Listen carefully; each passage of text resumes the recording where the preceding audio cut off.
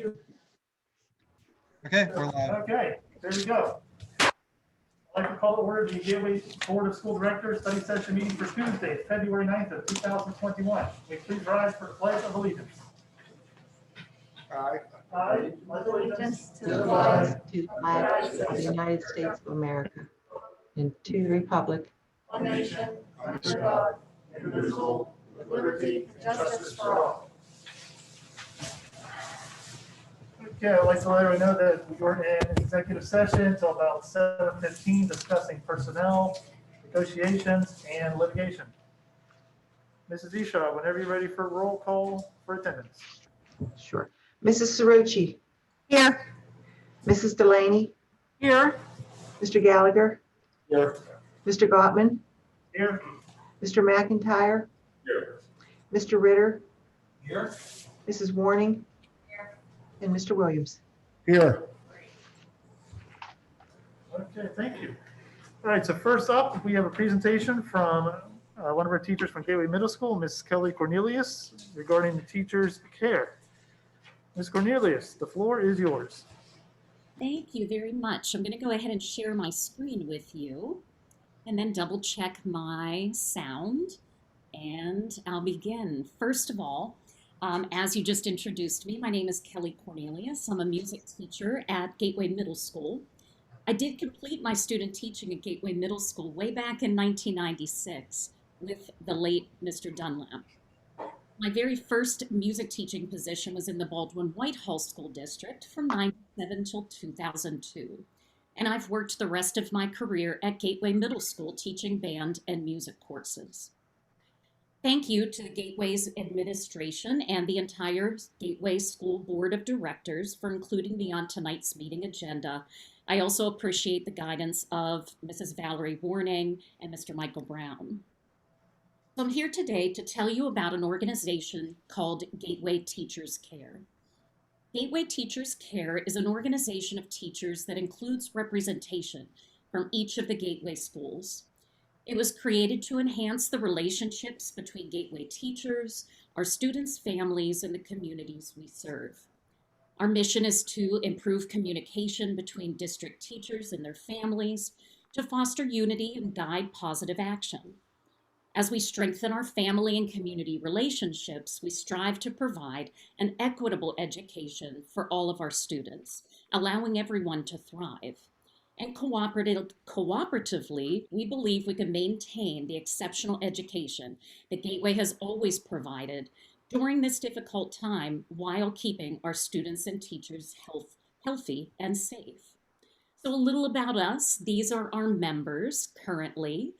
This group of teachers came together at the beginning of the year, knowing that there was a need for something like this. Here are some of the things that we've done so far. We have reached out to community members to gain partnerships. So for example, Ms. Hope Benson at the Monroeville Public Library has partnered with the elementary schools to provide craft and arts programs. Teachers and students have been connecting with local artists at Gateway Middle School. Some of our positive action that I spoke of, this is what we've accomplished so far in that area. We've been improving a social media presence by refurbishing our Gateway Education Association Facebook page, communicating on Instagram and Facebook, as well as making available to our community a Gateway Teachers Weekly website that includes many resources for our students and our families. We've had some Zoom meetings with our FTO representatives, and our teachers are beginning to more and more attend the FTO and booster organization meetings. And we hope to, in the future, include more engaged community members and organizations as well. And one of our members did organize some yard signs, which you may have seen in the community, with a logo that looks like this. We have also tried to do more student recognition, and me being here on the board meeting today is one of those ways. But in addition, is Gateway Middle School teachers have recognized students each month for their engagement and outstanding work during both virtual and hybrid and cyber learning. Students have their names read aloud at school. A video is produced and released on the school website as well as on our social media sites. Each student receives a gift certificate or a certificate and a bracelet with an inspirational message. And all students, whether it's GATE, cyber, or blended learning, are considered. Now today I'm wearing one of our t-shirts that we're using as a fundraiser to help us sponsor events and other programs. So that is on sale right now to all teachers, staff members, students, and community members. And then R, we want to continue to build relationships because I truly believe, and so do my colleagues, that communication is a key component to any relationship. And of course, sharing the good news in the work of Gateway students is certainly something that we want to showcase, especially tonight. And I'll end with this: equity. Whether at school or on a virtual call, our staff has the privilege of working with our community's youth every day. We teach them to ask questions, to speak up if they need help, to rise above and be respectful, responsible, and safe. It's not always easy, and sometimes we will face conflict. We are aware that we have obstacles to move through, but I've learned that the only thing we can't change is time. We've heard the word unprecedented to describe 2020 and 2021 all year. What I've tried to do, and so have my colleagues, is to approach things a little differently and say that our students can now set a new precedent by redefining what it is to be a student in 2021. I've learned this year that if I want to know something, and some of you in this room know, I'm not afraid to ask. And so we need to ask if we want change, and we also need to listen. So as our mission states, cooperatively, we can maintain the exceptional education that Gateway has always provided while keeping our students and our teachers and our staff safe and healthy. So at this time, I'd love for you to see and hear from our Gateway Middle School students. We hope that this film that you'll view tonight captures how our students see the world and have coped with the changes that they have faced.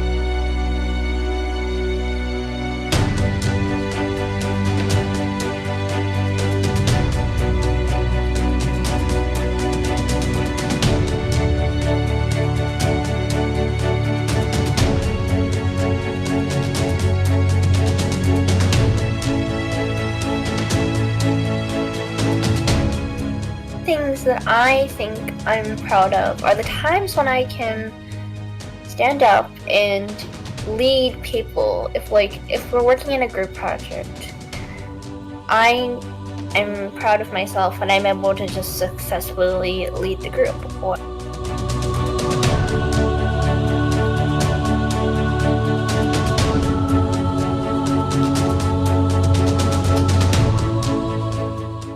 Hi. I am proud of being in marching band this year as a rookie and making it through the year. As a rookie, it was a difficult season, especially through COVID with all the changes that were happening. But it was a lot of fun, and I'm proud that I was able to make it through.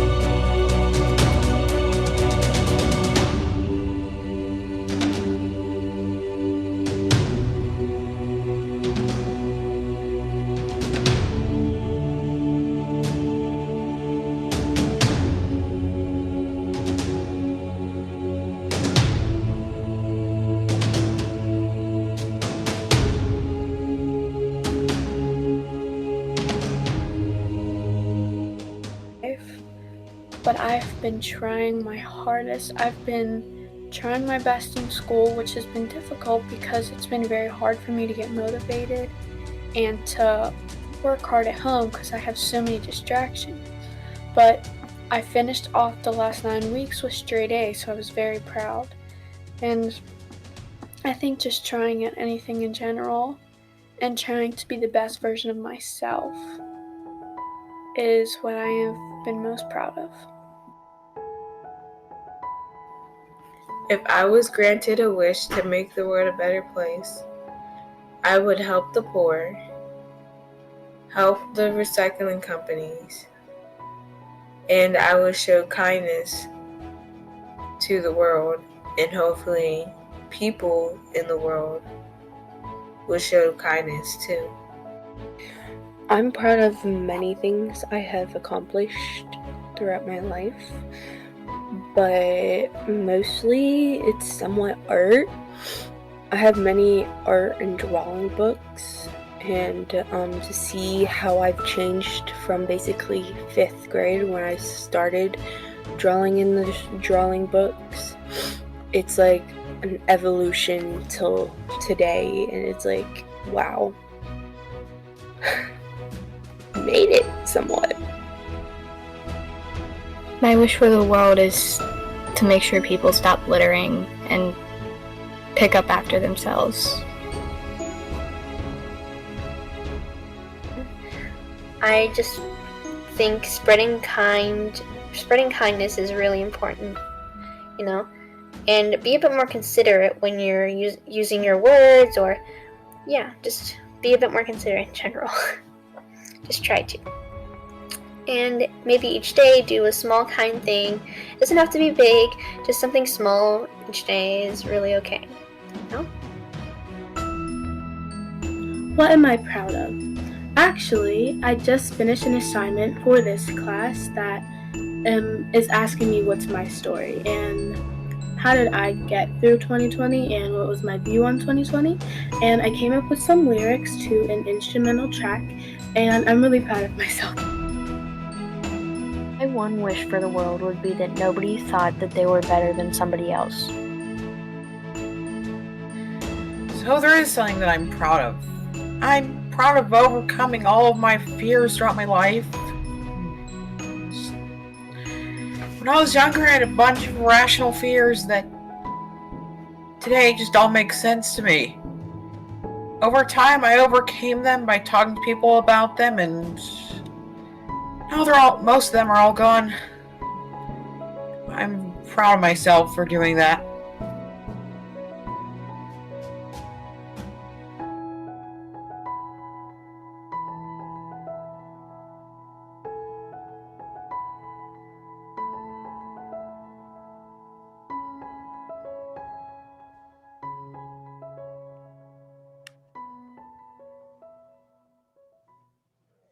So, ladies and gentlemen, I hope that captures so far the year at Gateway Middle School and what we have to look forward to in the future.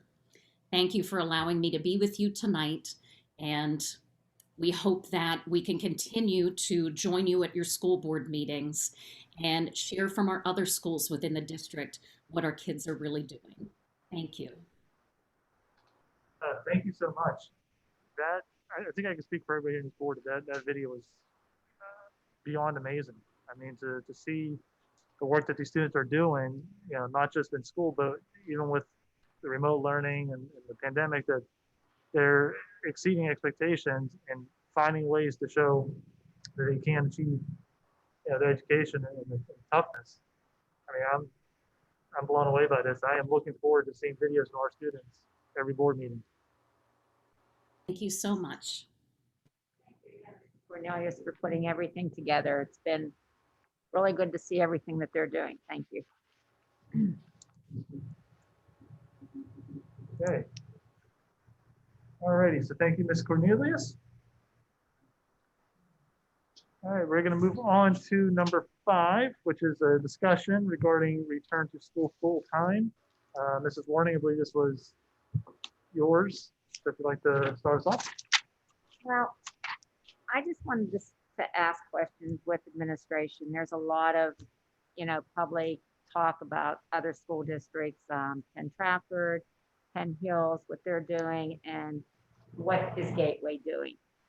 There was a survey that went out, and it was such an open-ended, nothing definite. It just said, you know, your thoughts of returning to school with the social distancing probably not being the 6 foot what was recommended.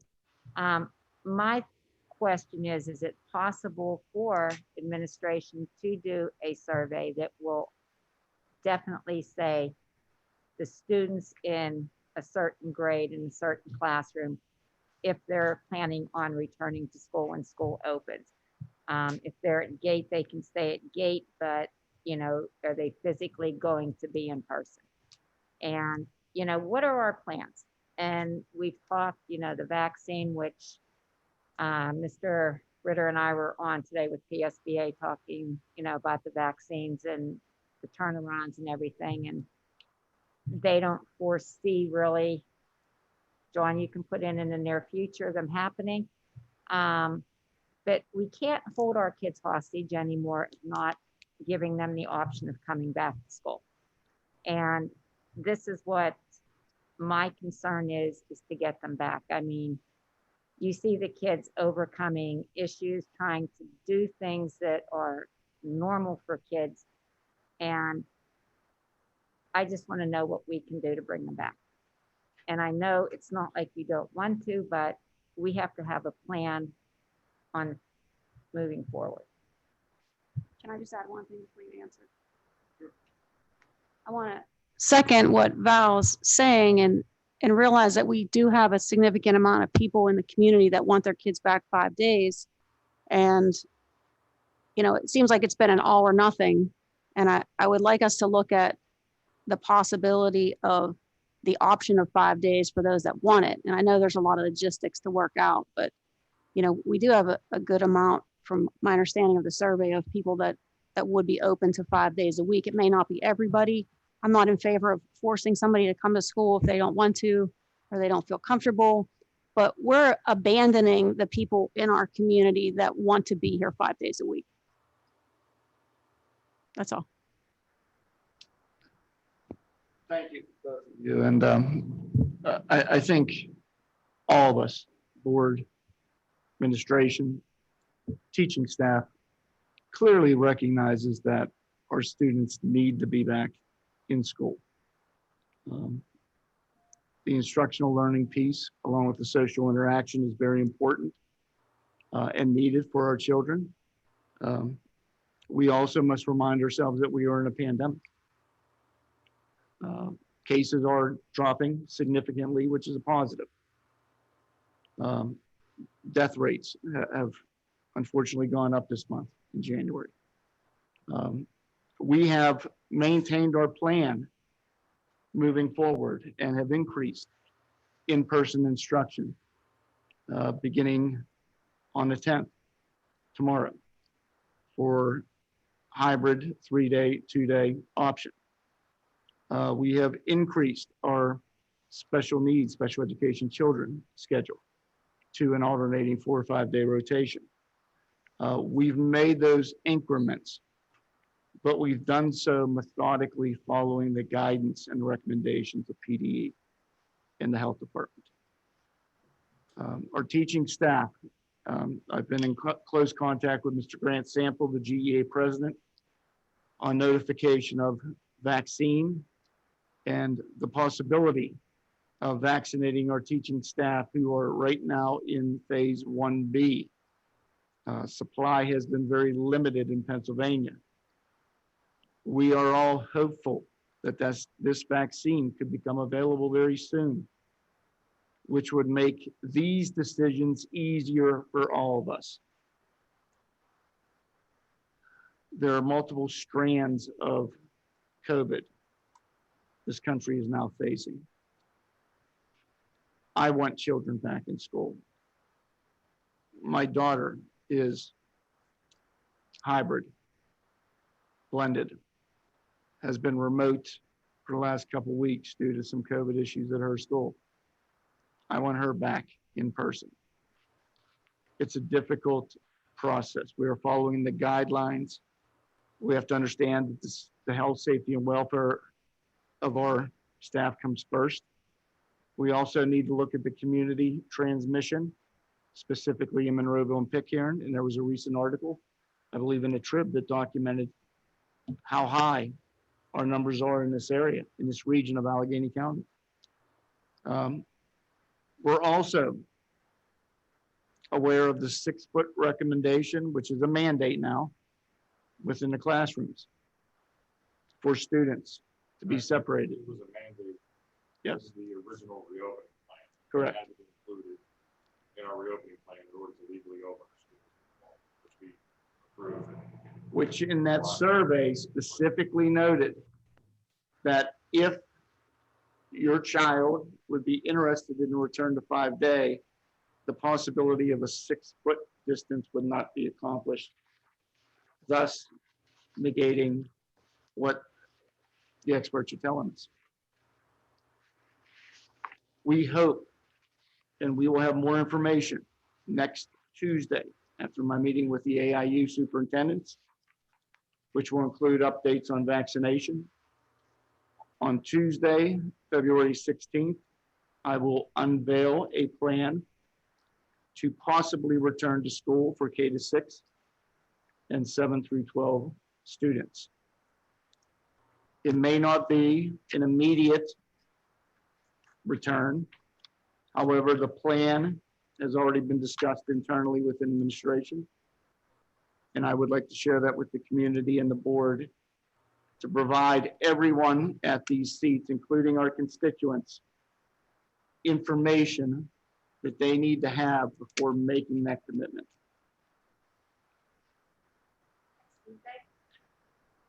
Okay. For the record, not keeping our big pocket. Yeah, hostage. That's kind of a strong Yeah. way to put that. I'm not gonna lie. Opportunity, I don't want to say that, but I mean, just even seeing the kids when they get out together, when they have that opportunity. You can see such a difference even at the basketball games, that it's not the same because nobody's there. You know, they're there, but you're still participating, giving them, but there's things that have been taken away. So I look forward to next. And we all recognize it, and we all know that the kids need to be back. Correct me if I'm wrong, I believe the CDC is supposed to be releasing an actual guidance on safe reopening, I think tomorrow or Thursday. And that would be discussed at our weekly superintendent meeting. So we're anxiously awaiting. Okay, so hopefully that's helpful. Yes. Have something like that lined up. Well, that would be good to know because I read an article the other day that I think I forwarded to you that said the CDC does not recommend teachers get vaccinated before coming back to school. And I read that. It says should not be required. Okay. They do not recommend teachers. All right. Well, we're going to need clarification when their report comes out. I think I'll be open to reading what that says. And another question that I would like to have the answer to, and you don't have to answer this now, is I'm just curious how many teachers actually want the vaccine. I mean, if the tendency is now, oh, we got to wait until teachers are vaccinated, it would be beneficial to know how many of our teachers actually want that. And because not all of them are in a high risk category, and a lot of them they're all certainly under age 65. So we could be hypothetically waiting for something when we don't even know what the demand is. So it's important for us to know that. It is. And should we have that data, Dr. Chafee will email that to the board. I just don't feel comfortable saying that out loud. Right, I agree. So you'll That's have. why I you'll said you don't have to that answer this now, but But to the CDC question, it's an article I read as well. There was a mention of it in the one White House briefing. Basically, the director of CDC basically said that in order for teachers to return, the vaccine right now isn't, that they wouldn't recommend it be required. This is based, in their words, on studies they found in school buildings that are operating exactly the way ours are operating. In other words, with the pillars of the mitigation, which are masks, ventilation, and 6 foot distance. Right. If we maintain that, then yes, it shouldn't be required. you realize that there are private schools that are back to school every day and who have never been hybrid. that aren't having mass breakouts too. So there is another elephant in the room that not every school that's functioning in other states as well are doing things differently than us successfully as well. I can't speak to what they're doing. I can speak to Dr. Short's commitment to following the approved plan and following the letter of the law, keeping our faculty safe. It's not really a law. It's all. A plan, a mandate, and a law. Only the legislature can create a law, not the Department of Health, not the Department of Education. They can't make laws, not the CDC. They can't make laws, not the World Health Organization or a judge or a governor or people on TV or the media or a school board. We can't make laws. Right. There can be mandates and guidances or recommendations out there that we may or may not follow. We may be wise or unwise in following some of the mandates or not following the mandates. But that's what school boards get to be and do. We're not breaking the law if we choose to follow or not follow a mandate or a recommendation. We are free to choose. And we may be right or wrong. I'm just saying, that's the distinction. So Rick, when you said a moment ago, we were following the mandate we followed the mandate and signed the document in order to come back legally. You put the word mandate and legally in the same sentence, and that can't occur. A mandate cannot be equated to the law. We were following a mandate. We were attempting to follow laws as well, but they're distinct. The attestation specifies the 6 feet. Right.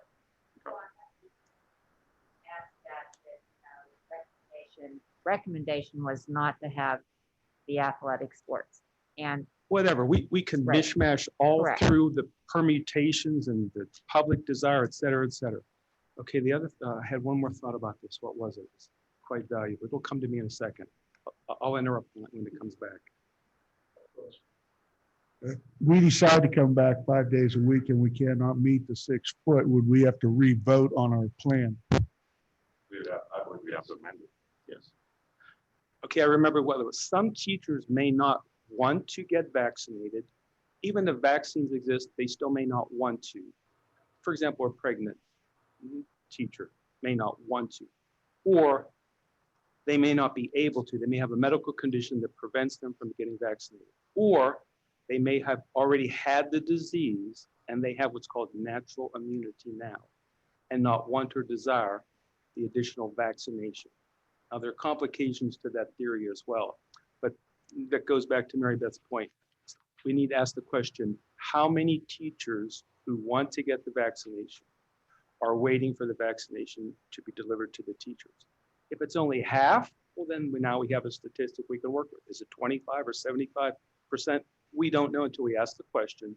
Once we get the answer to that, then we can know whether to open up 25%, 50%, 100%, 75%. We need that information as the board in order to be able to limp forward in our deliberations. I do appreciate the complexities of this. Just to add to the complexity, if we have students that prefer the hybrid, and we go back to 5-day, which would require us to be under the 6 foot, distance, what do we do with the parents that prefer the hybrid because it gives the 6 foot? There's potential of those students whose parents then looking for other alternatives to have their child educated because they're not comfortable with the reduction in that space. I don't have a solution for that. It's just one of those things that as we have these discussions, the complexities, how they intermingle, and there's so many different voices that we won't be able to accommodate everything. So I do appreciate the work that goes in behind the scenes, trying to look at the picture from all these different angles that exist. So. Every action or every decision or every step this district takes in returning our children back to the desired outcome, which is in person, there's layers of those complexities that surface. And just to echo what Dr. Gallagher said, it's in fact correct. A number of those statements that came back said, we're comfortable with the blended hybrid due to that 6 feet social distancing. However, if we come back to full in-person, will the option of gate still be present? So we're taking from one student who's in person, moving them back out. And there's multiple situations like that that can occur. Well, there's financial implications too. It's very Absolutely. complicated. Everything. Board, it's a, Now, if we would violate the 6 foot, does that affect any compensation we would get either from the federal government or the state government? I'm not at liberty to answer that right now. Yeah, you are. You can answer it.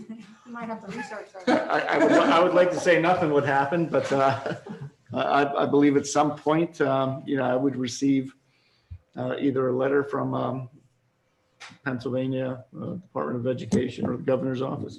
Okay, with all due respect, though, there has got to be other schools that are not totally enforcing the 6 foot law who are back, because I don't know how they're doing it. Smoke and mirrors. all right, so this was a good Just being discussion. frank. This was a good discussion. I don't know And that we can, we will have more information, as I stated earlier, on the 16th. It'll be a PowerPoint presentation for our public and our board to see. We will open it up for really quite a candid conversation. But the good news is, I do believe we are nearing, hopefully, the end of not the pandemic, but a return to in-person school here within a couple months prior to the end of the school year. I really believe that.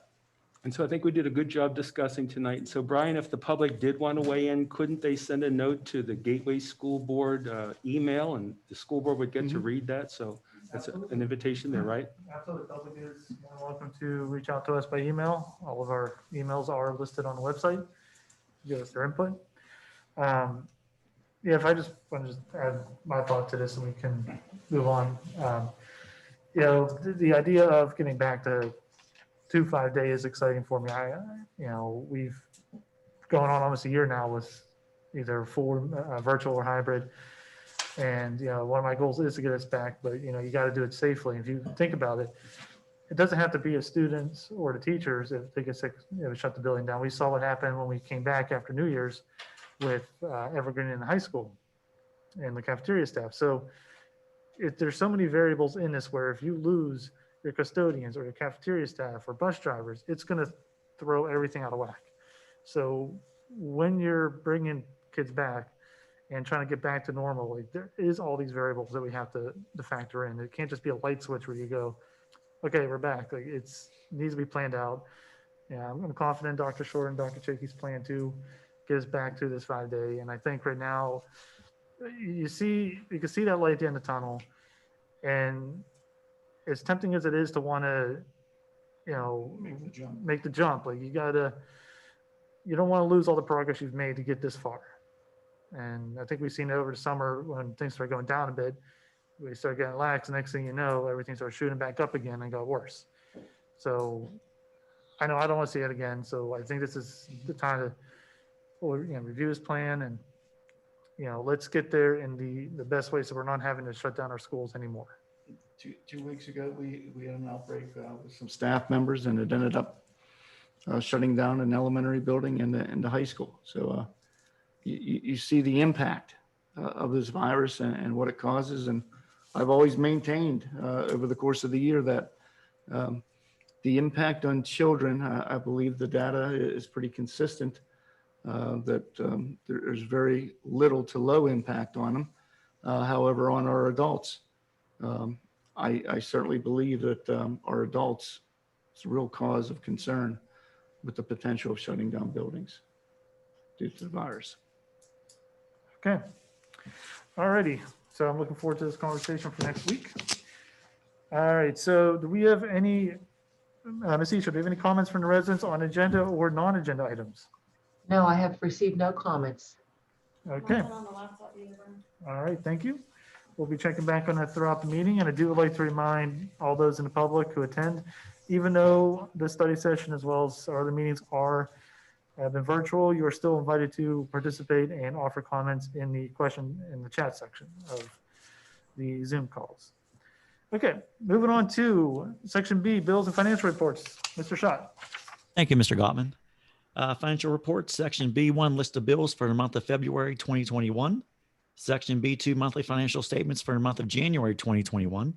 And section B3, budget transfers for the month of February 2021.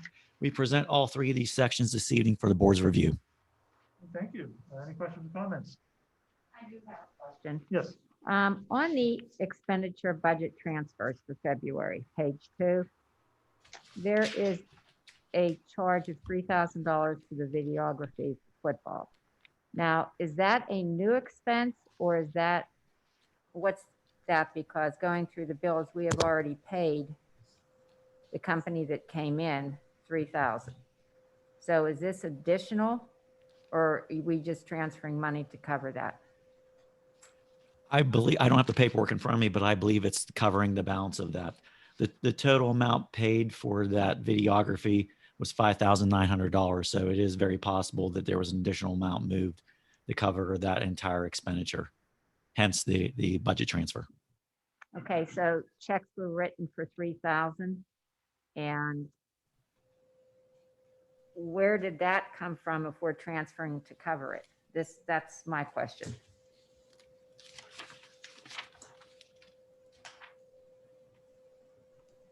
I'd have to look at that detail. Okay. Right. Again, I don't have that in front of me. All right, thank you. Okay, any other questions? All right, seeing none, we'll move on to section D, personnel agenda. Mrs. Crump. Thank you, Mr. Gottman. Presented for your review this evening under resignations. We have 4 listed. We also would like to congratulate Cherry Lang.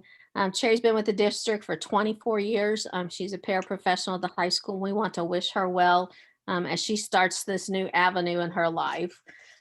Under leave of absence, we have 8 listed. Under transfers per the collective bargaining agreement, we have 6.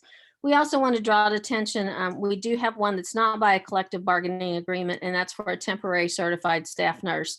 Ms. Moriarty is one of our staff nurses who will be filling in as a certified staff nurse while Ms. Rocco is out on leave.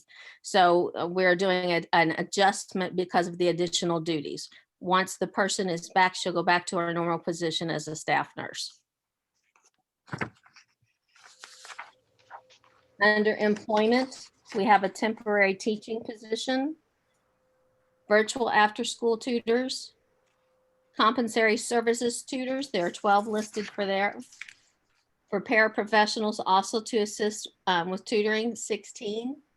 Under the supplemental contracts, we have a resignation, 20 recommendations, 3 volunteers, and the last is the reappointment of commissions for our superintendent and assistant superintendent.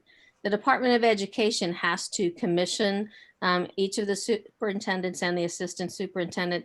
The maximum that you can do that for is 5 years, and all 3 of their commissions will end June 30th of this year. So we need to do this to get the paperwork into the state before the end of the year. Okay, thank you, Mrs. Crump. Do we have any questions or comments for section D? Yeah, Mrs. Crump, Megan Petruska is resigning for the special education coordinator. Are they replacing her? We are looking at that position, whether it's going to be a special education coordinator or a different position. Mrs. Bungard and I met with Ms. Petruska to look at the position to see what it's going to look like. So once we have that drafted, we will give that to the board for review for approval. All right. Okay. I am. Okay.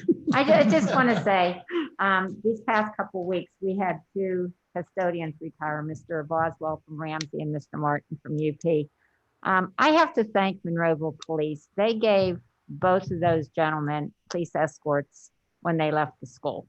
And, you know, they were having a hard time. I didn't see Larry when he left because it was in the evenings, but when Jimmy left over at UP, the send-off that they gave them, I never saw more tears from staff and the employees themselves. But like I said, I just want to thank Monroeville Police for setting that up for them. It was something special for them.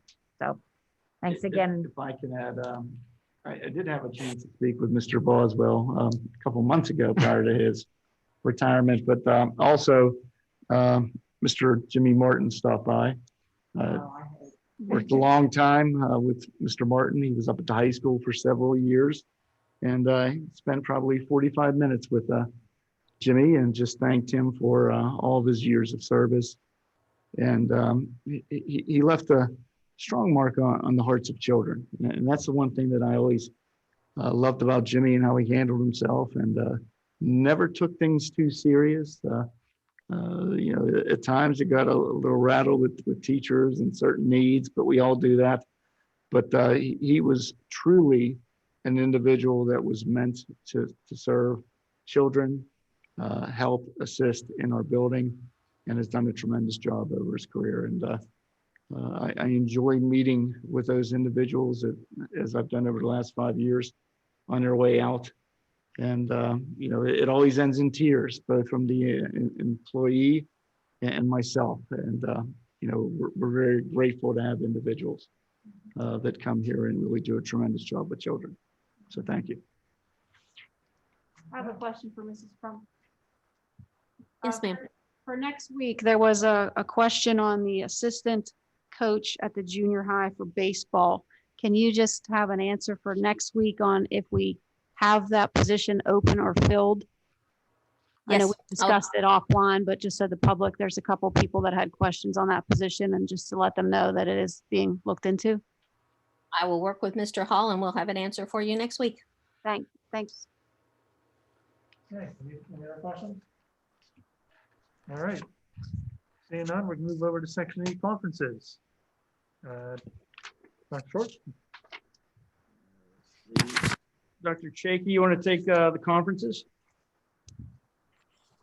Thank you, Dr. Short.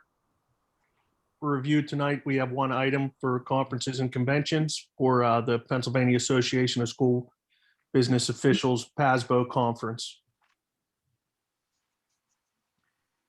Okay, any questions or comments? Sorry, you don't get to go anywhere nice. It says virtual. Okay. Go virtually anyway. It's true. You go virtually to the beach. Vacation. A virtual vacation. All right. Seeing none, we're gonna move over to section F, the administrative report. Dr. Short. Start with Dr. Rossi for the elementary education, then move to Dr. Chaky. Thank you, Dr. Short. Item number 1 is final approval of the Envision math that was placed on public display. Item number 2 is some additional resources for display as listed. And item number 3 is a motion to approve the agreement with IXL Learning. Item number 4, facility agreements with GMFCA Game Day. And also listed Atlantic Coast Baseball, Gateway Middle School baseball field. And number 5, approve the change from Joseph T. Doherty, MD, to Stacy Nikoloff, DO, who are both with a group of physicians from Forbes Regional Hospital, to begin serving as a district school physician beginning on March 1st, 2021. And then approve the change to Exhibit A, physician name change only. In the current professional service agreement is depicted in Exhibit A. Note, Stacy Nikoloff, DO, will take over the role previously held by Joseph T. Doherty, MD, as the district's medical director, and she will continue to perform the medical services required for students at the district's elementary schools, at the Gateway Middle School, at the high school, and at select non-public schools, as well as provide consultation services to the nursing staff. Item number 6, approve the 21-22 fiscal year Allegheny Intermediate Unit number 3's program of services budget. The total budget for 2021-22 is $2,161,057 and reflects an overall decrease of $41,916 or 1.90% in overall expenditures under the 2021 budget. The total district allocation by state subsidy withholding for 21-22 for all school districts is $1,811,545, reflecting no change from the 2021 budget. The district's share of the allocation by state subsidy withholding for 21-22 will be determined by the Pennsylvania Department of Education according to the district's aid ratio and weighted average daily membership. The district's share currently estimated for 21-22 is $65,823 as depicted in Exhibit B. Please note the district realizes savings from joint programs and joint purchasing through its participation with AIU number 3 during each fiscal year. The approval of AIU number 3 POS budget allows AIU 3 to be in compliance with section listed of 1970, which requires AIU 3 to have its budget approved by at least a majority of school districts comprising the intermediate unit. Item number 7, approve the district's total estimated receipt, $101,943, purchases and payments to vendors for the following actual items to be purchased from the COVID-19 ESSER School Health and Safety Grant federal funds during the 2021 fiscal year, specifically for items listed below. For the maintenance department purchases, Johnson Controls 50 of the Crystal Clean Air 10-inch wall-mounted ionizers through CoStar's amount of $85,000, and through Pitt Specialty Supply Inc. 8 Genon mist foggers, 8 Trio on-site generator for the Geon mist foggers, and 64 cases of liquid electrolytes for disinfecting with the Geon mist foggers for the amounts depicted for the total amount as well. Note, the above purchases are contingent upon the district's full receipt of the COVID-19 Health and Safety Grant federal funds. These purchases are 2021 fiscal year purchases with the revenue expenditures previously being included in the 2021 fiscal year general fund budget. ESSER stands for Elementary Secondary School Emergency Relief. Item number 8, approve the district's total estimated receipt, $25,118, purchases and applicable payments for after-school tutoring, teacher salaries, and related student transportation expenditures to be paid from the GEAR Special Education COVID-19 Impact Mitigation Grant federal funds during the 2021 fiscal year. Note, the above grant has been approved and district has been starting to receive the GEAR Special Education COVID-19 Impact Mitigation Grant federal funds. These purchases are 2021 fiscal year purchases with the revenue expenditures not previously being included in the 2021 fiscal year general fund budget. The district was not made aware of these federal funds being available until August 2020, which was after the adoption of the 2021 general fund budget. GEAR stands for Governor Emergency Education Relief. Item number 9, approve the continuation of the lease agreement with the Allegheny Intermediate Unit number 3 Head Start program for the lease of one classroom located at the Evergreen Elementary School for the period of July 1st, 2021 to June 30th, 2022 in the amount of $13,247. During the fiscal year 21-22 is depicted in Exhibit C. Note, the district is discontinuing the lease of one classroom to the Allegheny Intermediate Unit number 3 for the pre-K counts program at the Mosside Middle School during the 21-22 fiscal year due to no available classrooms in the Mosside Middle School once the 7th and 8th grade students are moved into the school building during the renovation project at the Gateway Middle School. Item number 10, approve the Tri-Cog Land Bank's notice of intent to acquire one Pitcairn property located within the Gateway School District and the waiver of all applicable taxes, tax claims, and municipal claims due against the properties depicted in Exhibit D. Note, the district is a member of the Tri-Cog Land Bank. The above approval represents further property acquisitions by a Tri-Cog Land Bank within the Gateway School District.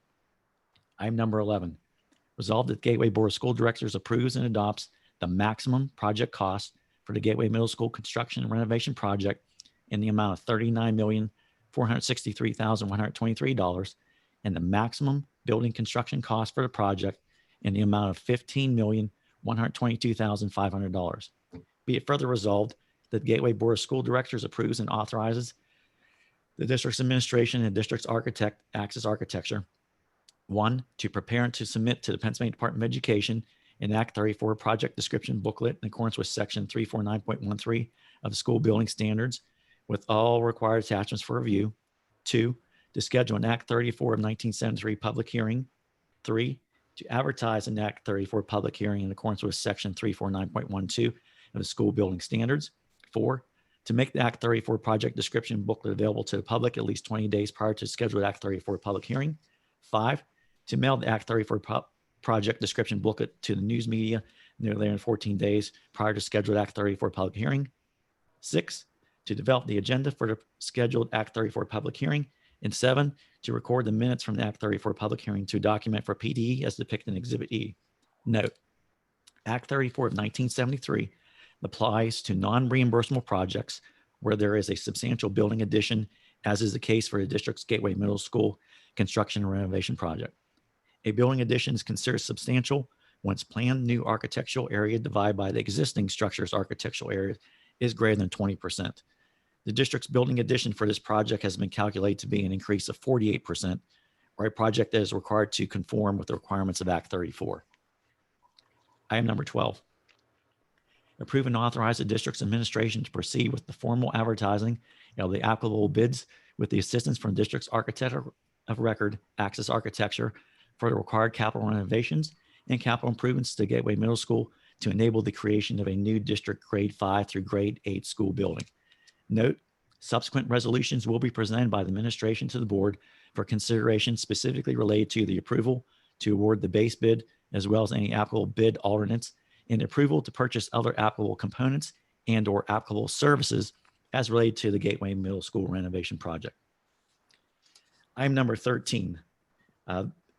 This item is the formal action constituting a debt ordinance under the Local Government Unit Debt Act. I will not read this in its entirety. There is a 40-page document that is depicted in Exhibit F, which details out all of the nuances of this particular item. I would like to note that last March, an original original debt ordinance was previously approved, and it was actually even signed by a former board president. In order to, since we're approaching to the 1-year mark, and to have a current document was one of the reasons that constituted this change, as well as the amount for the maximum not to exceed amount. Previously, it was $40 million. Currently, as depicted in this resolution, it's $50 million. Please note, the $50 million is strictly for DCD advertising guidelines and simply provides for room and leverage on a maturity by maturity basis. The final issuance will be streamlined to the designated project and no more.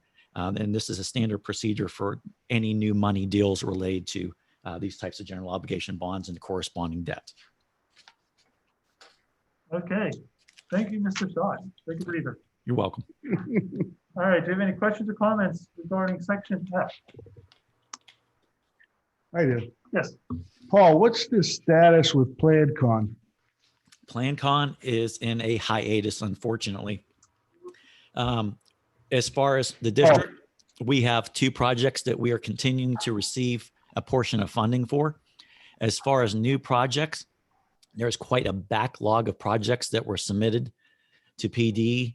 The biggest holdup is the state coming up with additional funding to pay for those projects. There were some revised forms in an attempt to streamline that process, because it is very cumbersome. But basically, it's at a complete standstill at this particular point in time.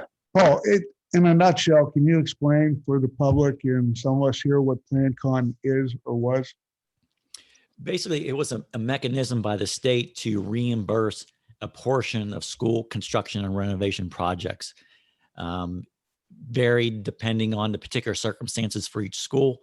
We do receive, or off the top of my head, probably about $500,000 of reimbursement, which is included in our budget each fiscal year. That changes slightly based on the market value aid ratio. But again, it's one of those areas that it would be nice that if the moratorium was not present in this particular project that we're contemplating, be able to qualify as a reimbursable project. But at this particular time, realistically, it will not be a reimbursable project. And if I could add to the viewing audience and also to Mr. Williams, with the recent hire of Foreman Construction as the potential construction manager, Phil Foreman is on the PlanCon board at the state level. So it's very nice to have that information coming to us directly from someone on there. And we have a meeting scheduled with him on Friday. And we will definitely ask the status moving forward with the PlanCon.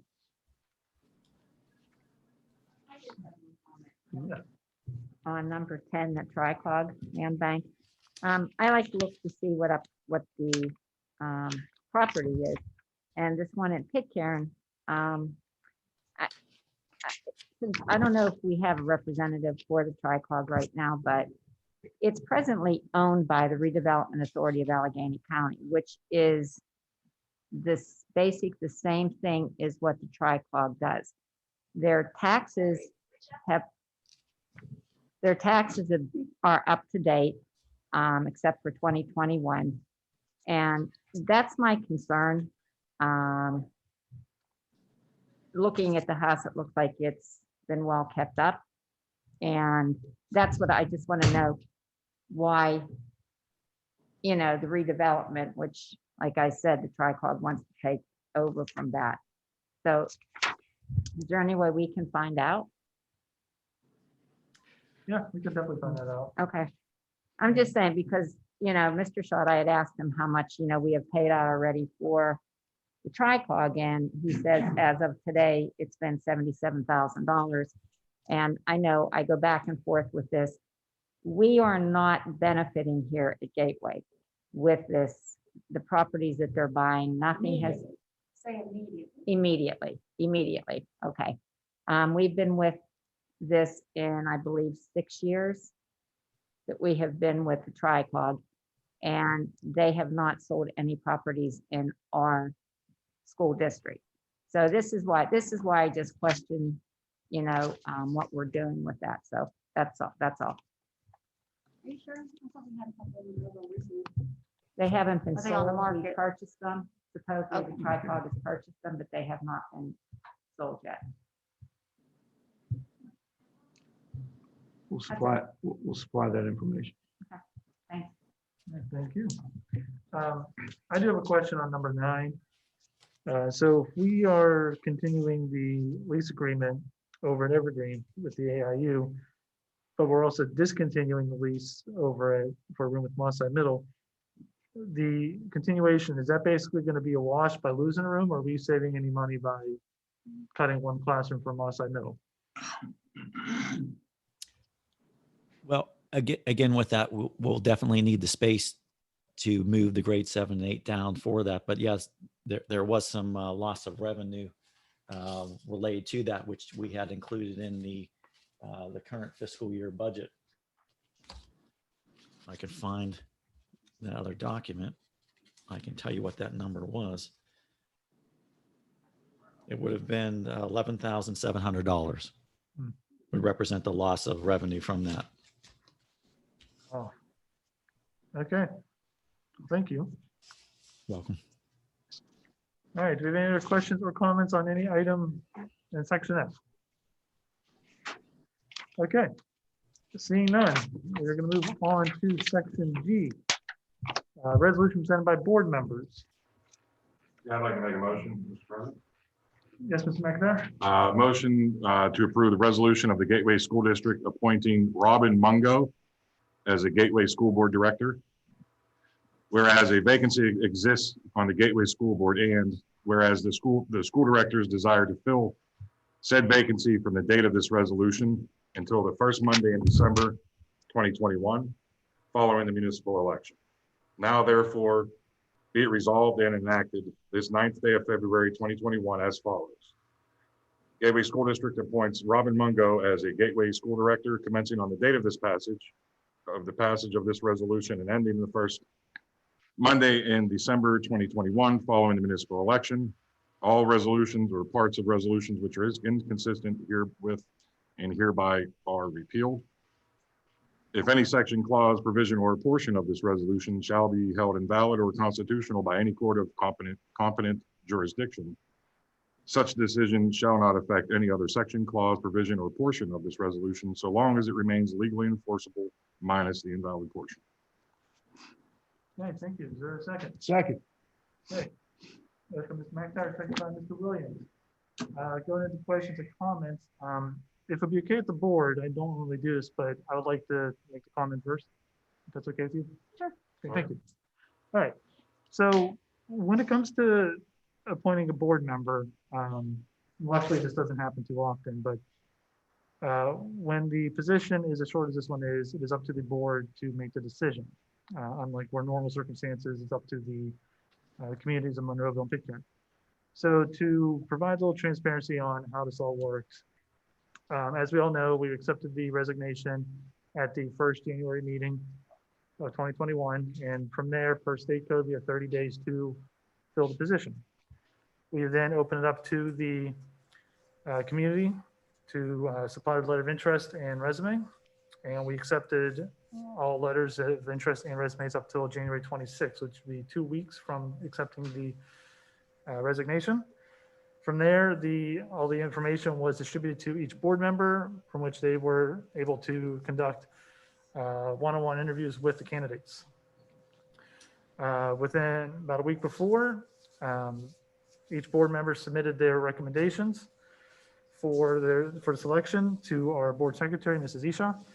And with the data that we have collected, and it was determined that Ms. Robin Mungo was the more recommended candidate, which is why her name has been put on for the motion for tonight. I do want to say that by speaking to all the candidates that supplied information, this was not one easy decision. Every candidate that put their name in was unbelievably qualified. Everyone has amazing ideas, and it's a shame that at this point we only could pick one. I mean, each one of these candidates I could definitely see do the job here, and it was even nice to see all the members of our community wanting to compete for this position. So I said, whenever I ran, there's only 5 people for 4 spots, and it made me wonder, does this community really care? And seeing this, it definitely changed my mind that this community does care and they do want to be involved. And my hopes are that whether it be this election, 2 years from now, 4 years from now, that these candidates, do step forward and do run. Because I believe that even long after I'm gone from the board, that this district will be in great hands for many years to come. Is that all you have to say, sir? Yes. That is all. May I go? Well, I didn't want to interrupt. I get it. I didn't want to interrupt. I was trying to be good. I appreciate that. All right. May I have the floor? Yes. Okay. So I disagree a little bit on the process of what you said. So, and this was part of my concerns about this whole process that I wanted to bring up, because I feel like the board lost a little bit of its focus on our goal. So the way the process works is that if a board member resigns, the term is 4 years. If they resign before 2 years, there's a special election at the 2-year election. If they resign after 2 years, then there's an election at the 4-year election. So there's always an election for the vacancy by the public. It just depends on when that person resigns, okay? And the reason that the school code says that the remaining board members pick the candidate is because this process tonight is not the election.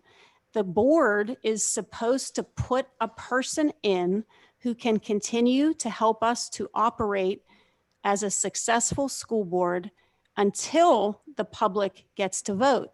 And I really think in our community, and not just on the board, that is not understood, because we have always had, this is the 3rd time I've been through this in the 6 years that I've been on school board. And every time I can just say that I don't think that the process has gone well.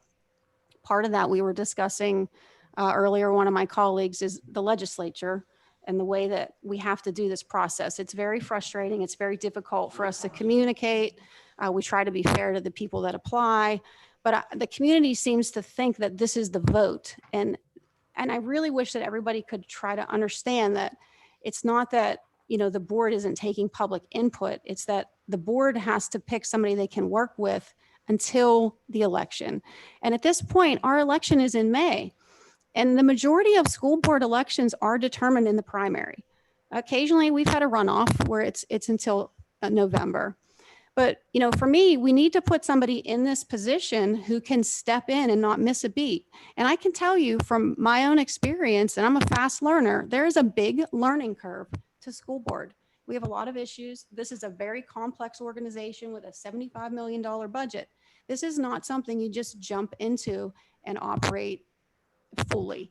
And when you're elected to the office, if you're lucky enough to be elected in May, you have from May till December to start to get up to speed. You have an opportunity to take training. You have an opportunity to do orientation. You're not privy to executive session stuff, but you can get a jump on it, and you can have from May until December to start to get up to speed. You can attend the board meetings. So there's a big difference between getting elected in May and taking your position in December and us putting you in here today and you coming to vote next week. Okay. So I think that has gotten a little bit misunderstood, and I wanted to explain that. Now, I also had some real concerns about this process. And, I debated on whether I was going to bring it up because my board members probably know where I'm going with this. And I just want to say that I'm bringing this up, one, for transparency, two, because it's important that we can discuss some of these issues and concerns that I have, even if you disagree with me. And I'm going to say that not everybody's going to agree with the way that I see things, and that's okay.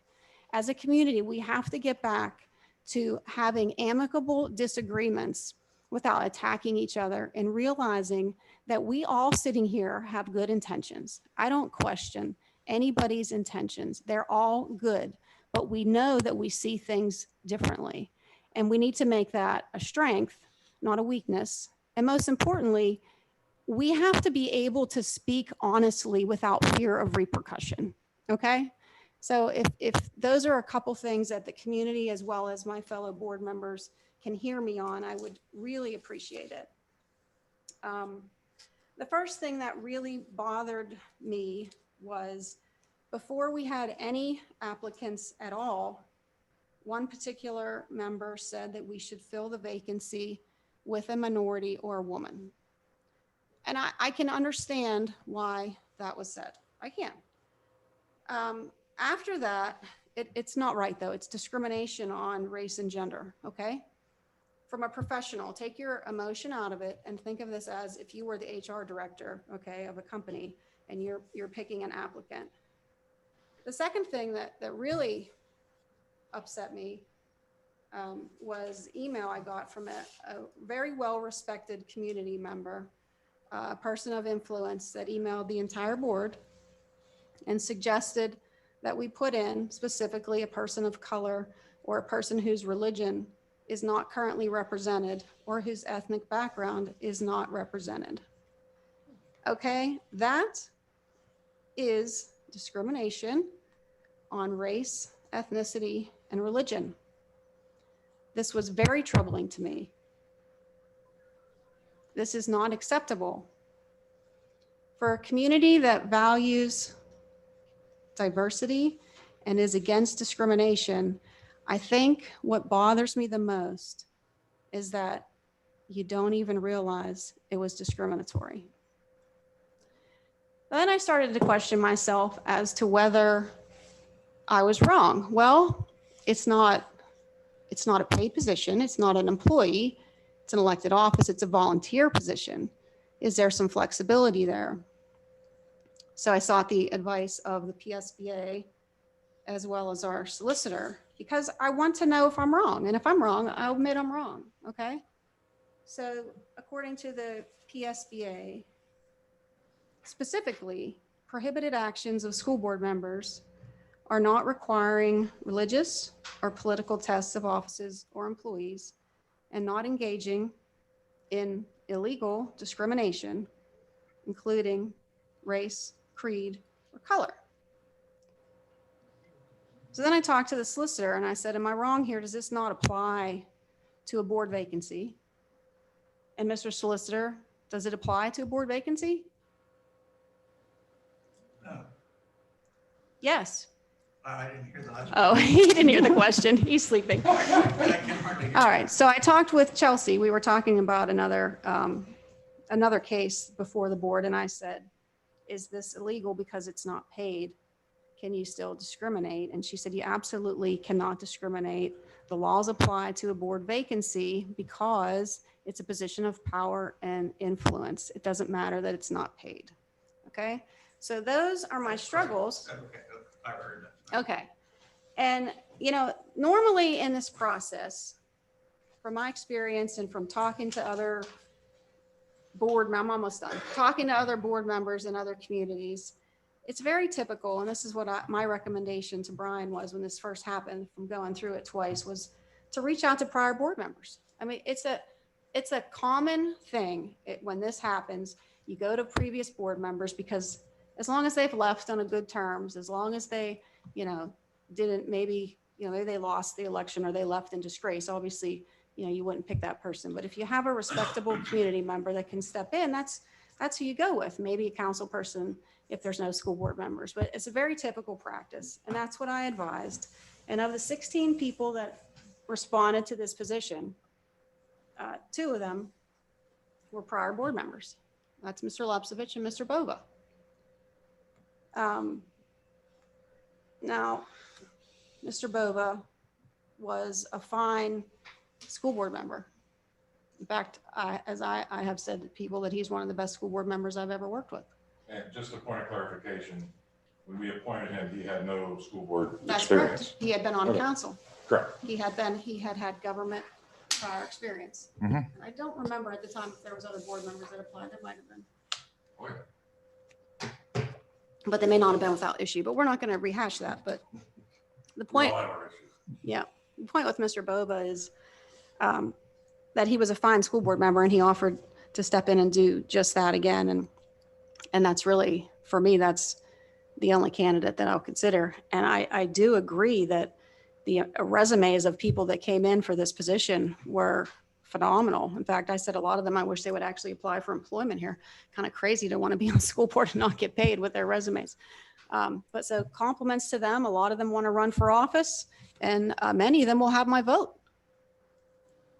But the point is, Brian, you said, you wish we could pick more than one. We can. Go to the polls in May. You're going to be able to pick 4.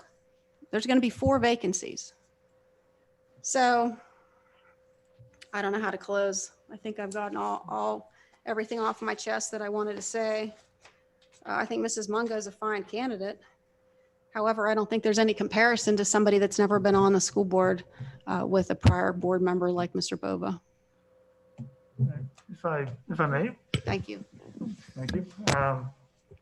Yeah, I mean, there's a lot that I do agree with from that. One being the state code does state that even when it comes to this position, you cannot use race, gender, ethnicity, any of that for the position. It's just like with any other job. Now, when it came to submitting, coming up with the process how to do this, in a way, I did follow the last go around when involved be Mr. O'Donnell's departure, where we had the community come in, we had all the interested submitted their information, and they came in for a public hearing. As the reception of that was not that great and actually more negative, and the decision this time fell upon me, I decided to try and make this as fair and as even as possible. So again, just like before, open it up to the community. And like before, we've had former board members, we've had those who are not board members. I remember with Mr. Lapsovich's position, Mr. O'Donnell's position, that former member Neil Nola applied. And in the end, Mr. Bova got the position. Now, Mr. Bova was an amazing board director, and I would love to work with him again. However, when this was brought out, everybody had all the same information. When the information was set out, there was no demographics tied to it. You had the name, you had the resume. So I don't believe the decision here has anything to do with race or gender or location. This was listing the call, looking at it, what everybody has, their interview questions, who they believed that that person would get us through the next 10 months. So, I mean, I have to, in a way, respectfully disagree with you. But again, as you said, having disagreements is healthy. But I do believe that the person that we have before us today will be a great candidate and someone who can contribute for the next 10 months. I mean, anybody coming on is going to have to learn. There's a lot that's happened, and I'm willing to help out to get them up to speed. But I think that we have a good candidate. Mrs. Laney. Yeah, let me just speak my mind on a few things too. I actually agree with you, Mary Beth, on 2 things. First, Mr. Bowe was fantastic school board member. That there's no question with that. I guess and I don't feel that the selection is based on any kind of discrimination or gender or race, religion, or so forth. But I guess what I look at, even in this position, and as you said, even as a fast learner, as you may be, and all those people that qualified to me had more degrees than a thermometer, which was my saying for it. But at the same time, I look at us moving forward, and anybody who wants to get on, whether it's Mr. Bove or anyone else, I know that he will run like we had already suggested with all of the candidates, because they were all phenomenal. And in that, I see change coming with the board, and I don't see it as in a negative way of that someone coming in even for 10 months cannot figure out with all the intelligence that they have in order to function in that short period of time. So I don't necessarily see it as being a position that should be for someone who has been on there before. And I'm not going to say some things I probably would have said because, oh, I will. What the heck? No, when I was an applicant, a candidate, or whatever you wanted to call it a few years back, I thought the whole process was very unfair. And that kind of left, for me, a very bad taste in my mouth. And I said, I don't want to see our board functioning as business as usual. I want to see us progress and move ahead. So as I said, that was me personally. And it had nothing to do with race or gender or religion. It was just the way the process was done. I never want to look at our process on the board as being political. I never want to look at it as being the good old boy system. That is what infuriated me before. And I don't want to see that with our board. We have too much to offer, all the talents that are put in this room together and others that applied. And I said that was just sensational without getting money, that all those people were willing to give up their time and talent. And I appreciated that. So I don't see it as something that we need to necessarily put someone on that we've had before, because again, like all of them, they can run. And I'm hoping that all of them do. It'll just make it better for all of us. I'm through. Yes, Mr. Gallagher. I just wanted to add that I do agree. You and I have had conversation. We may approach things differently. As Mr. Rucci has said, but we all have the good intentions and the best intentions for the district. I had a specific process that I went through in order to speak to as many candidates as I was able to communicate with. And it was difficult. And just to let the district know that in the primary, if it's as big of a field as were presented to us, the community has difficult decision to make as that comes up. There was whenever I found myself winning in the primary, I wasn't able to start any training until I was officially sworn in December. They didn't offer anything up until then. And I came into the board with understanding from coming to the meetings and hearing things and in discussion with different board members, and then COVID hit. None of us are trained in COVID. So the board of a previous year, the whole world's changed now. And I do appreciate all the past experience and everything, but I did take that into consideration in the decision that the makeup and the decisions we have are completely different than they were in prior years. And I want to thank all the candidates for putting their names in. And I mean this sincerely. I appreciate you making this a difficult decision. With the turnout for that. So that's where I am. Thank you, Mr. Gallagher. Any other questions or comments? I got Yes, sir. I just want to say thank you to all the candidates who put in for it, and every one of them is qualified, most of them overqualified.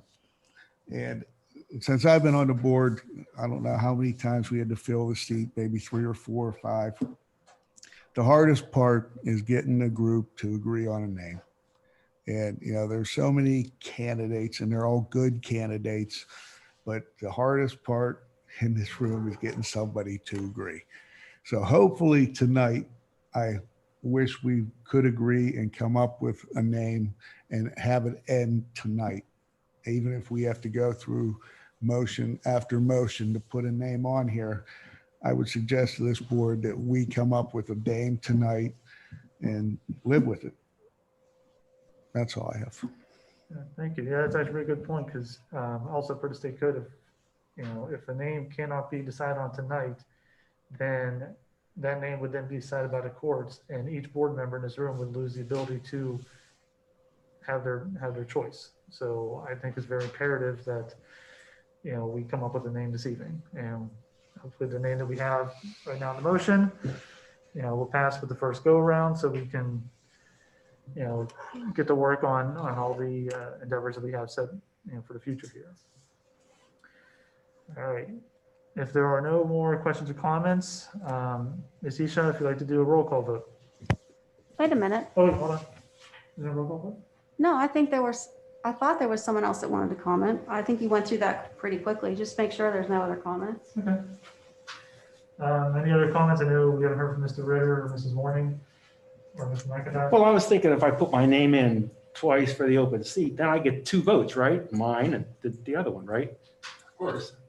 Just making it up there. No comment. Okay. Mrs. Morning? No comment. Mr. McIntyre? At the risk of sounding redundant, I'd just like to reiterate the gist of what everybody else here has said, either out loud or in their thoughts or communications with each other. I was impressed by the overall the field of candidates, and we had to narrow it down to a couple names to submit to Mr. Gottman to try and whittle this down to find a candidate.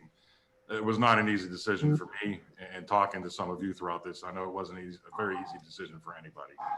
I just want to thank every one of them that put their name in and opened themselves up for, 15 people are going to be rejected for a volunteer position, which is an awkward position to put us in sometimes, but anybody that's willing to step up and volunteer their time and get yelled at as much as we do, I commend you for wanting to perform that service. So thank you again to all the candidates. Brian, before you go any further, I am going to comment. Okay. Mrs. Ricci, I understand exactly what you said about, past board members. There again, I would recommend Mr. Lapsevich being on the board. He was very a part of everything that was going on if we're looking at a past board member. So, and I understand we have Mr. Bove and Mr. Lapsevich. So one being better than the other, it's hard to say so because they were both very involved in what we were doing. So but thank you again to everyone, that did submit, had long conversations with many, and hopefully you do put your name in. Thank you. Okay. Any other comments? I know we've had every board member get to speak. Does anybody have any additional comments? Maybe just because it was a long discussion, to recap, the current name on the table with this motion and a second is Robin Mungo. So the vote that Brian's about to call for will be to approve Robin Mungo as our next school director. Yes. Okay. So try this again. Mrs. Isha, whenever you're ready for the roll call vote. Okay, I'm ready. Mrs. Cerrucci, No. Mrs. Delaney, Aye. Mr. Gallagher, Aye. Mr. McIntyre, Aye. Mr. Ritter, Aye. Mrs. Warning, I abstain. Mr. Williams, No. and Mr. Gottman. Aye. Motion carries. Okay. It's funny. Since I've been on board, this is, towards the end of my 4th year, this is the 3rd appointment.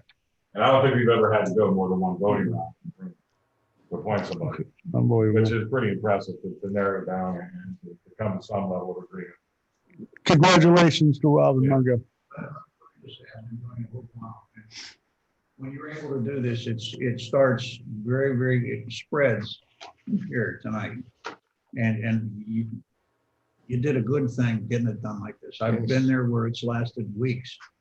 And let me tell you, I mean, I've had people pulling their hair out, screaming at each other, bananas getting thrown across the room.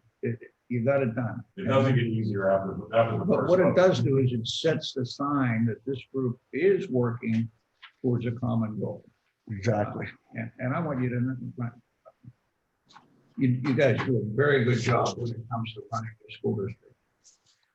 There aren't too many of them running around with your fund balance and getting things done the way you do with some of the adversity that you're facing.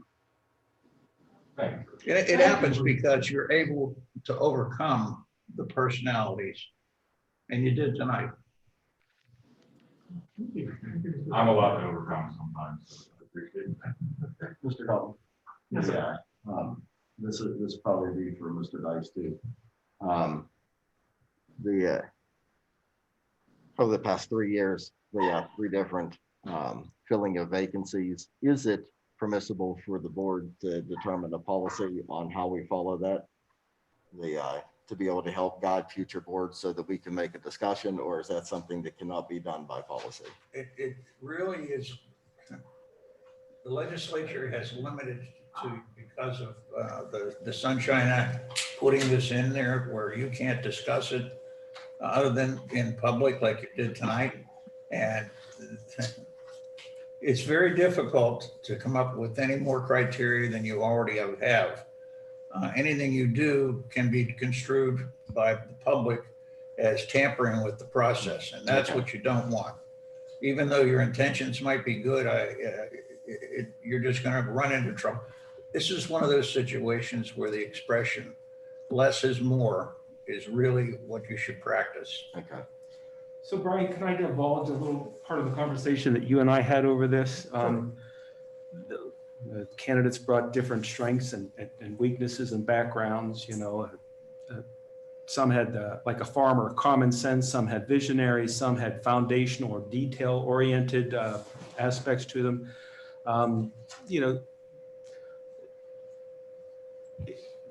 We opined that it would be great to have 2 school boards, that is 18 members, 9 and 9, because each one of these candidates could step forward and do some good on something. So if they wanted to step forward and volunteer to be the head of a committee to do grant writing or envision something or, move things around, we would be happy to accommodate them to come and lead some sort of a thing that they would want the school district to be able to be or do. So because we haven't voted all 16 in, the door's so wide open for them to step forward and find a way to serve if they wanted to in the school district or elsewhere if they wanted to as well. But I thought that was a valuable part of our conversation here as we were trying to decide which candidate, we should put forward, each one better than the other. So it was a hard choice to make. And so the door is wide open to all the candidates to step forward, lead a committee, do something, bring your talents forward if you want to now or perhaps later as well. Yeah, definitely. Is that legal to do that though, with them not being on the board? No, we could make a committee, like say that there are people who are gifted grant writers. They could bring in, $100 million over the next 3 years. Yeah, and some of them were. Writer, and I don't know if any of us are, but we could make a committee and put them in charge of it, and they could do whatever they do to do that. Okay, without being actually on the board? No, it's called a committee of the board. Well, We just make a committee. I have to, look into the legalities of all it, because there was information that our board members are not privy to due to the sensitive nature, but, that would, somebody could look at down the road. I like that idea. I think more public participation, the better. Definitely. I'd like to hear from the public when Definitely. it's not about a ball coach. That's very refreshing. We would end up being governors. We would either, let them launch the program or not, and then we'd oversee it, successes and failures and guide them along. help mentor them if need be, but, you know. And to add to that, I think that, I've been floating the idea of having somebody from student government body, from that body, actually being represented in the boardroom for regular board meetings, maybe. They obviously wouldn't have a vote, but they would be like Yeah, they had it. Yeah. I think that would be a good idea to bring back. It's out. Yeah. Assume that. All right, so welcome, Robin. Yes. Yes. Welcome, John, Ms. that was Mongo. actually a very good idea. Okay, we're off the rails here, guys. He gets 20 years, so you blew it, that's it.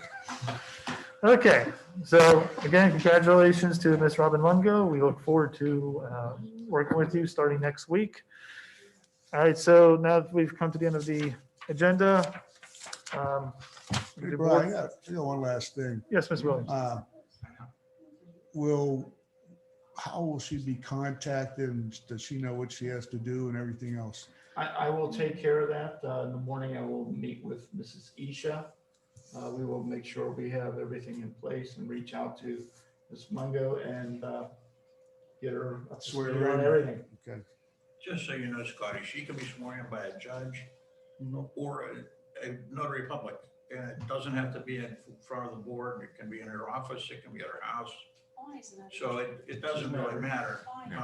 Bonnie can do it. She's Yes, and Bill, you might say, if she wants, let the board know where it's gonna be, if she's gonna do it here.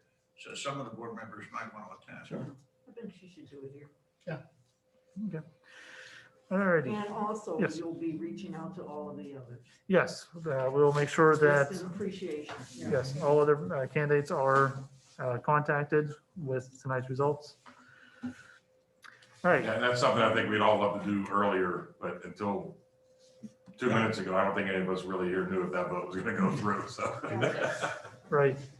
I'm sorry, Brian, please. It's okay. All right. So we're gonna wrap up this evening with the reports, starting with the superintendent reports. Dr. Short.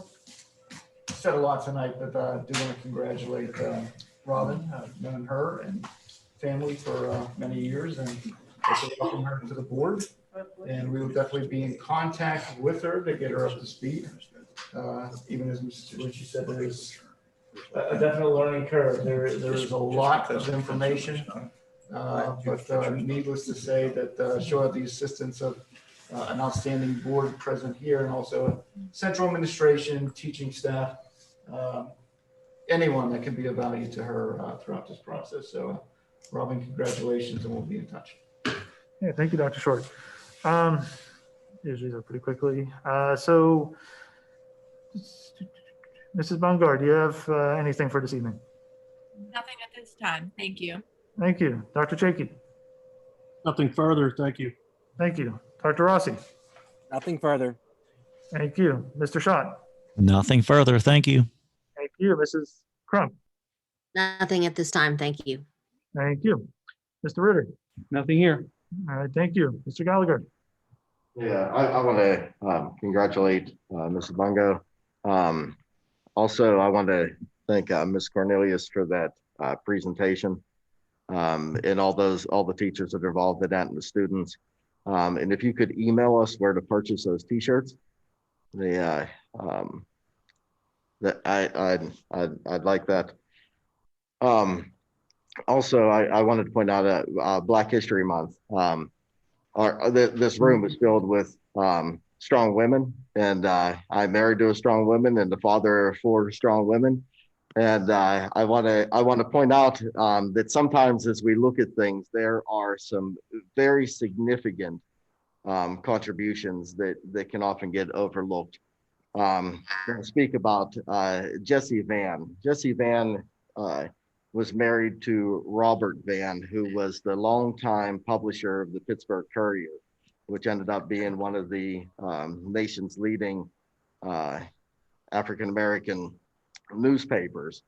After his death, she took over those reins, but went further. She was appointed to a number of different committees, and she was actually called upon by President Eisenhower to help direct the International Development Advisory Board.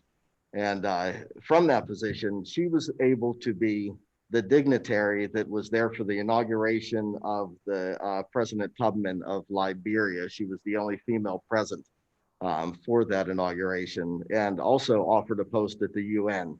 So this all happened during the Eisenhower administration, but Mrs. Van's name often gets left out of the conversation whenever speaking about the great accomplishments of her husband. So I just wanted to share that. Okay, thank you, Mr. Gallagher. Mrs. Delaney. Let me start off too by congratulating Ms. Mungo, and also to thank Ms. Kelly Cornelius for the presentation that she gave on teachers' care. I wasn't familiar with that, but it's always enlightening to see what we're doing in our school district and our young people. I love hearing them speak up for any reason in a presentation. And then along with Black History Month, some of you may or may not have heard of the book or seen the movie, The Color Purple. If you did, Alice Walker is born on today, 1944, from that. And also one of the other individuals who I was really not that familiar with is Bernard A. Harris Jr., who on this day, on February 9th, 1995, Harris became the first African-American to perform an vehicular activity, in other words, spacewalk, during the second of his 2 space shuttle flights. And I thought that was pretty amazing. And there was something else that Satchel Paige did, but I cannot remember what it was right now. But most people, if you're in sports, you heard of Satchel Paige. Somebody know? You know? Okay, that's all I have. All right, thank you, Mrs. Delaney. Mrs. Warren. I just want to congratulate Robin Mungo. Look forward to working with you. And also congratulations. We had a team of students that appeared on Hometown High. And this was past Sunday and on the Saturday prior to it. It's always good to see Gateway represented. And with that, that's it. How did you do on Hometown? They placed. Okay, awesome. All right, Mr. Williams.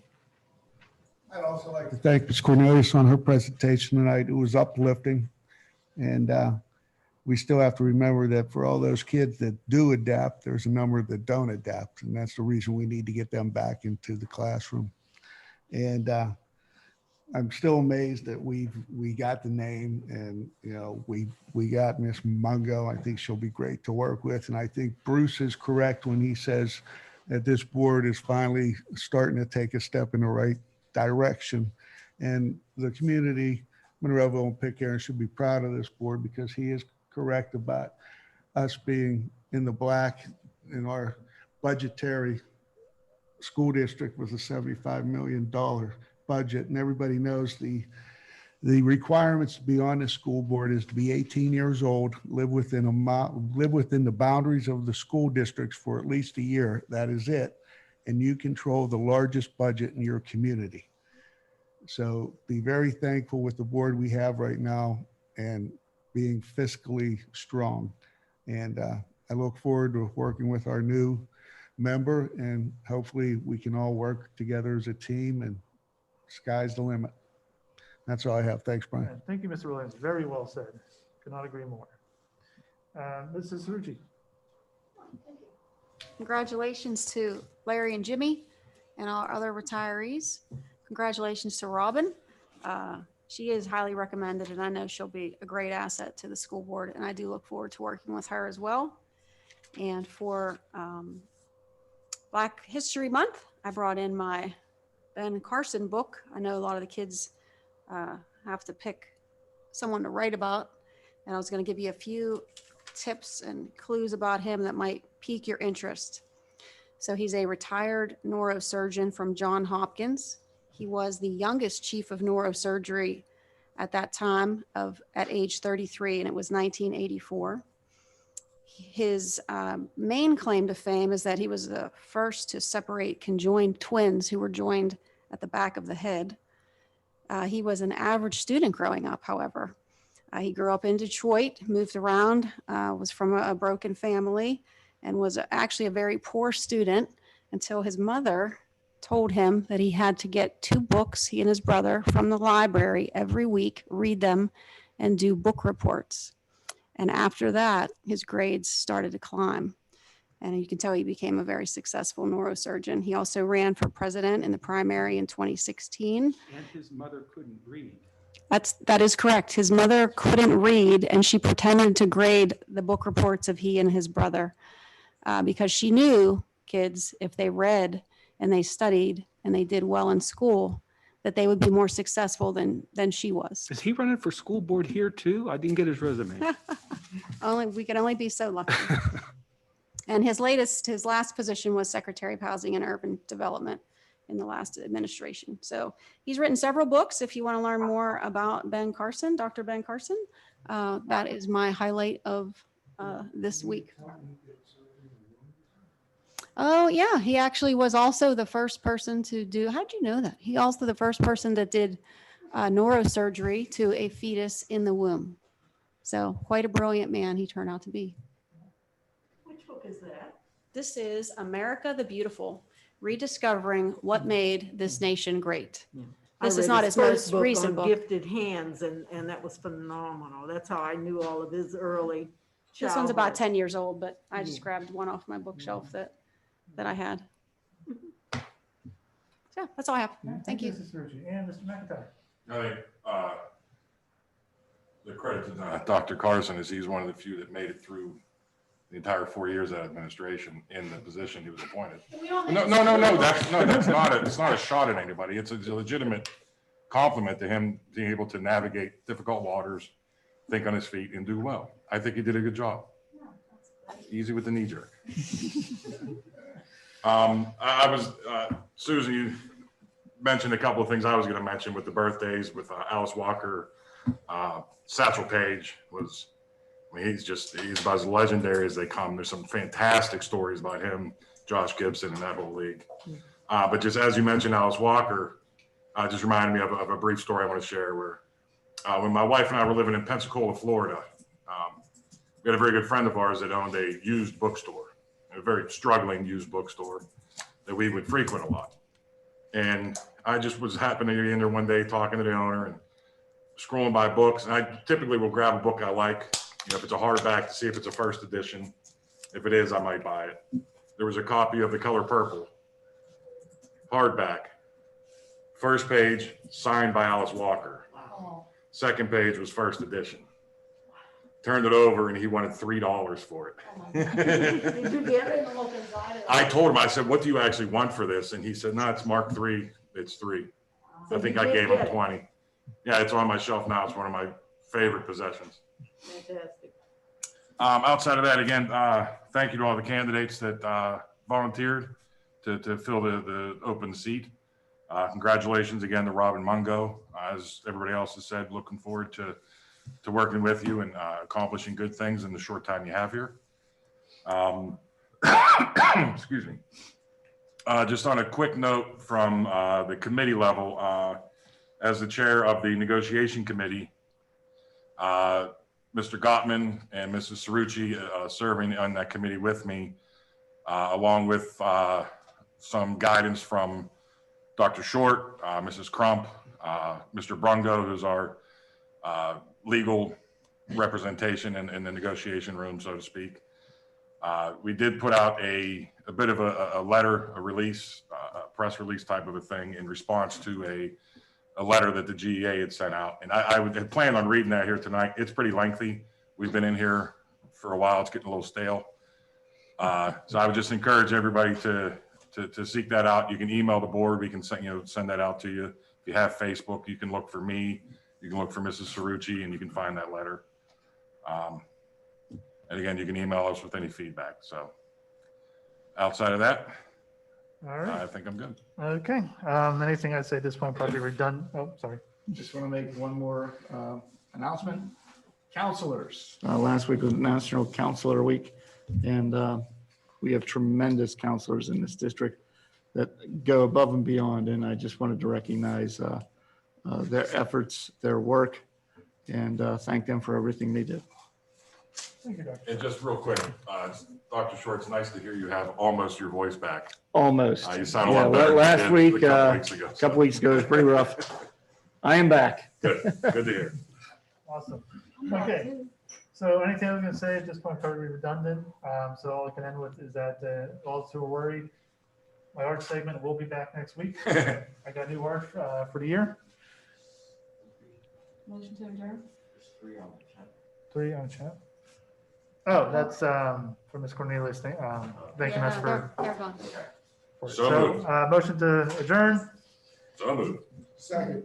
Motion by Mr. McIntyre, second by Mr. Williams. All those in favor say aye. Aye. Opposed? Aye. We're done.